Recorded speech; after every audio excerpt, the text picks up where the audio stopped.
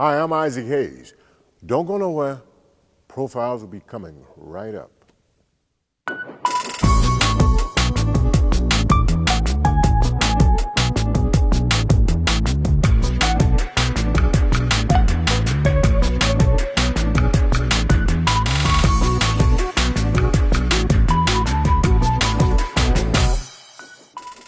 Welcome to Profiles. I'm Michelle DeSantis. This week's guest is soul legend and 2002 Rock and Roll Hall of Fame inductee, Isaac Hayes. Isaac first reached superstar status in the early 70s, where his score to Shaft nailed the award's Triple Crown, taking an Oscar, 2 Grammys, and a Golden Globe. After a short break, we'll join our host, Mickey Burns, as he welcomes the multi-talented Isaac Hayes to Profiles. Welcome back to Profiles. Isaac Hayes began his musical career back in the mid-60s at Stax Records in Memphis, where he co-wrote over 200 songs for such legendary artists as Otis and Sam and Dave. So let's join our host, Mickey Burns, from the stage of the Music Hall at Snug Harbor Cultural Center in New York City, as he welcomes Isaac Hayes to Profiles.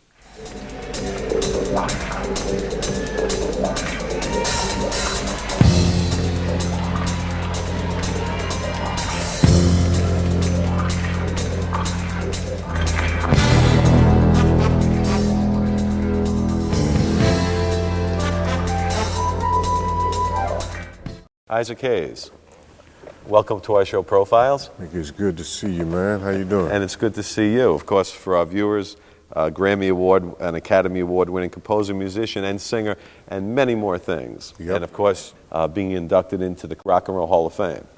That's a great thing.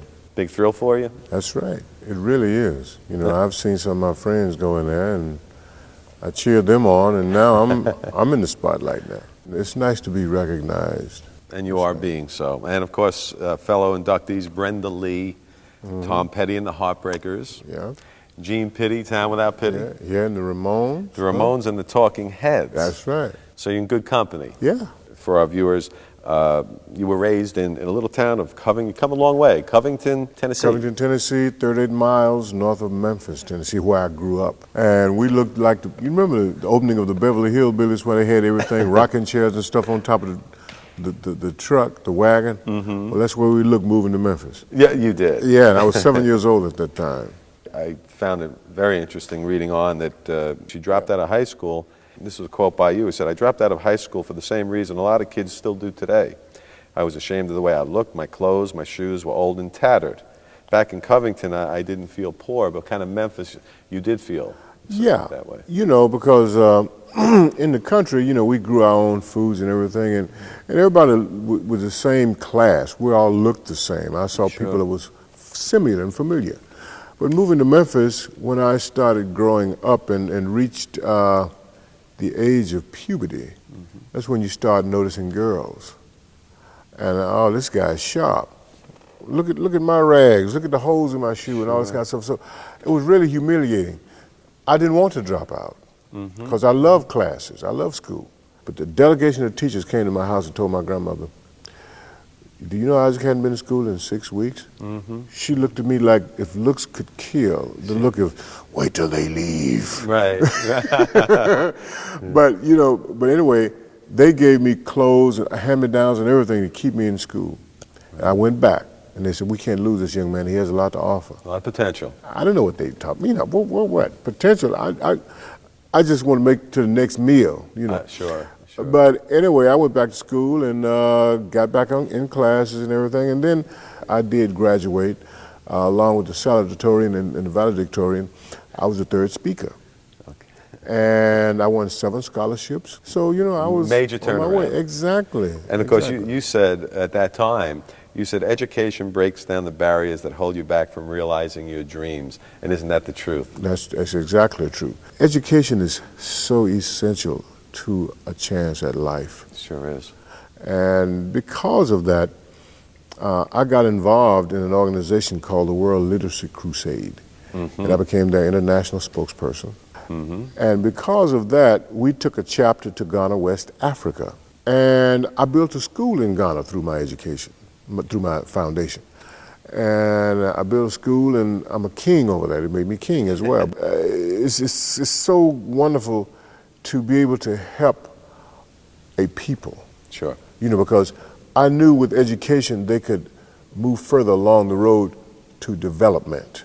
The music, obviously, you always had a love for music, I know. And I know you dabbled with some bands right out of high school, but it was in the 60s that you landed a job at Stax Records in Memphis as a studio musician. Yep.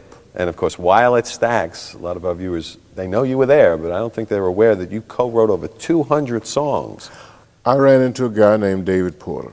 And we had been to rival schools. You see, I went to Manassas High School, and he went to Booker Washington, the same school that Maurice White of Earth, Wind & Fire went to, Booker Washington. So there was some talent running around Memphis. Oh, yeah. Memphis is a music town. And Elvis was on the other side of town. Yes, he went to Humes. Yeah. He was in North Memphis, too. He went to Humes High School, right up the street from Manassas.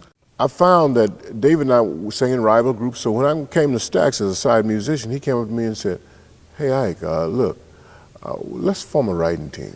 He said, you good at music, and I can write lyrics. So, you know, Holland Dozier Holland, they doing that in Motown. And big time at that. Backrack Right, they and were David. hot. That's right. Backrack and David doing all these songs for Dionne Warwick. I was okay, why not? Wow. So we teamed up and we wrote a few flops. You know, we go to Jim Stewart's office, we got a hit. Jim Stewart said, "Fellas, back to the drawing board." What was your first hit? Do you remember? We wrote a tune for David called Can't See You When I Want To. That was the first one.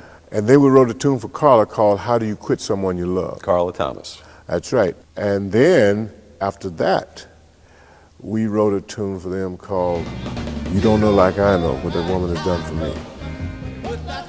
And made a lot of noise. We started picking up, and then we wrote another tune for these guys. Who were they? They were Sam and Dave. I was going to say that, because we've had Sam on, and I know, I mean, Something Is Wrong With My Baby, one of the greatest ballads of all time. Oh, yeah.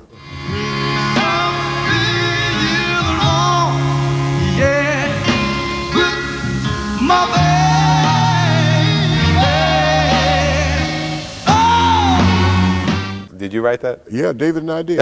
What a beautiful ballad. You know, every one of these songs has some history connected with it. Sure does. You know, David and I had been working in the studio all day trying to write something, and so we were tired. So we said, let's go home, man, and try it again tomorrow. Yeah.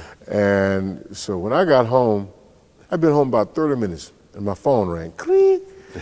David, I got it. I said, what are you talking about, man? Well, I was home tired. I came and flopped down on the couch, and my wife said, "What's wrong? Something wrong with my baby?" And started massaging my shoulders. Okay. He said, "That's it. When something's wrong with my baby." He came over with my apartment. He recited it to me. I said, "Whoa!" And we started working on this song. And sure enough, we came up with "What's Wrong With My Baby?" "What's Wrong With My Baby?" And when Sam and Dave came to town, we went in the studio and recorded. We hope you're enjoying this week's profile of Isaac Hayes. Don't go anywhere. We'll be back with much more after these important messages. Welcome back to Profiles. I'm Michelle DeSantis.